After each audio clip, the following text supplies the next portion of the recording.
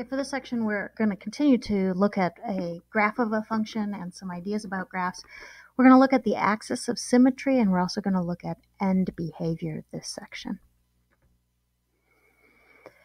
So you don't have to write anything yet. We're looking at which kind of functions will have an axis of symmetry and how you can tell from a table and from a graph what an axis of symmetry looks like.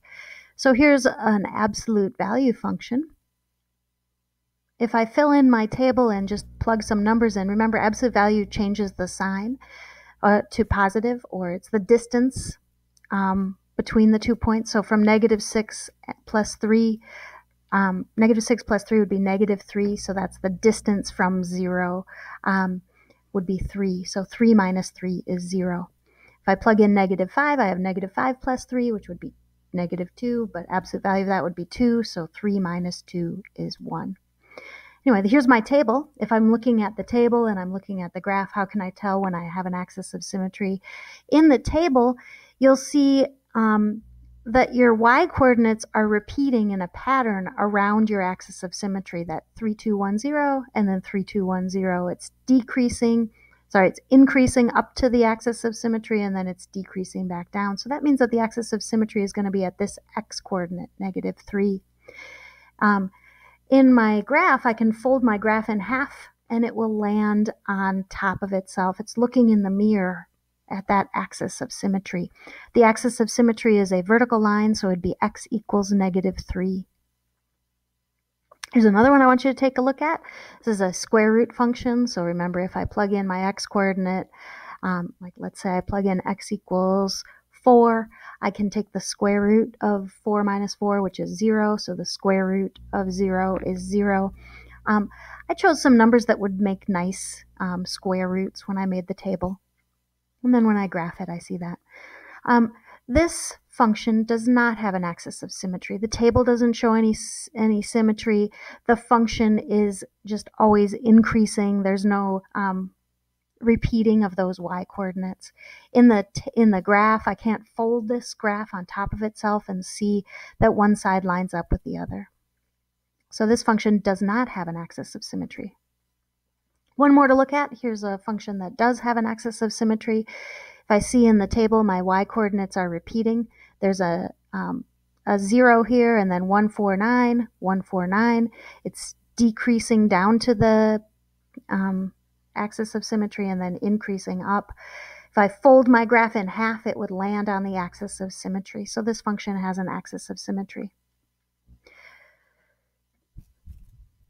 All right. So this is what I would actually write in your notes. I would put an example in your notes, maybe this one, maybe another one. But what I would make sure to note is that in a table, your y-coordinates are going to repeat in a pattern around the axis of symmetry. So you've got that repetition in your table. That tells you that you have an axis of symmetry. In a graph, you can see that reflection. And so that's what I would have in your notes about how to find an axis of symmetry. You see that pattern of repetition in the table, and you also see that it's a reflection when you look at the graph. Okay, so that's what I would have in your notes about axis of symmetry. And then the next thing we're going to look at is end behavior. End behavior, a graph actually has two ends that we talk about with end behavior. There's an end to the right and an end to the left. And those are the only two ends we talk about for end behavior. End behavior describe what happens to the ends of the graph as x goes to positive infinity and as x goes to negative infinity. The left end behavior is going to be as x goes to negative infinity. So the way we write it would be as x approaches, and we use this arrow for approaches because of course x can't equal negative infinity, so we use an arrow showing approaches negative infinity. What's happening to our function as x goes to negative infinity? Well, our function is going down in this direction. It's pointing down. So our function is also going to negative infinity because our function is going down on that end. If I look at the other end of the graph, that end of the graph, as my x goes to positive infinity, this end of the graph is also pointing down. So my end behavior here would also be negative infinity. I'm going to go to a color that you can maybe read.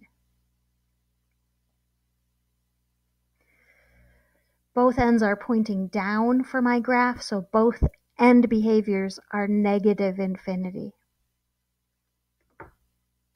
Here's another graph. This is an exponential graph. Remember, for exponential graphs, we have that asymptote. So there are two ends. As x goes to negative infinity, this is pointing up to the sky. So my end behavior is positive infinity because my y-coordinates, my function is going higher. To the right, as my x gets bigger, my function is not going down. My function is not going up. My function is getting closer and closer to 0. So it's possible for an end behavior to be a number when you have an asymptote. Here's one more we're going to analyze. We've got end behavior here. So as x goes to negative infinity, the left end of this function is going down. So my end behavior is going to be negative infinity because it's going sideways, but it's also going down. And then on the other end, the right end behavior, as x goes to infinity, my function is growing to infinity because it's pointing up a little bit. Before we leave, we're going to just do a quick summary of everything that you should be able to talk about with these graphical analysis that we're doing. You should be able to talk about the domain of this function. The domain of this function is all real numbers, or in the new interval notation, we said it's from negative infinity to infinity. The way we find domain is we go from left to right, and we read the x-coordinates. The way we find range is we go from bottom to top. The bottom continues off the graph, so that'd be negative infinity. And the top value is at positive 3, and there really is a value there, so we put a bracket. This function has a maximum value. The highest point this graph ever gets to is 3. Remember, the maximum value would be the y-coordinate. It does not have a minimum value because that function continues to decrease down. This function does have an axis of symmetry because I can fold it in half. The axis of symmetry is at x equals 3. This function's left end behavior, as x goes to negative infinity, this is pointing down. So my function has an end behavior of negative infinity. Also to the right, that function is pointing down. So the right end behavior is also negative infinity. It's a summary of everything we did in this section. Thank you so much.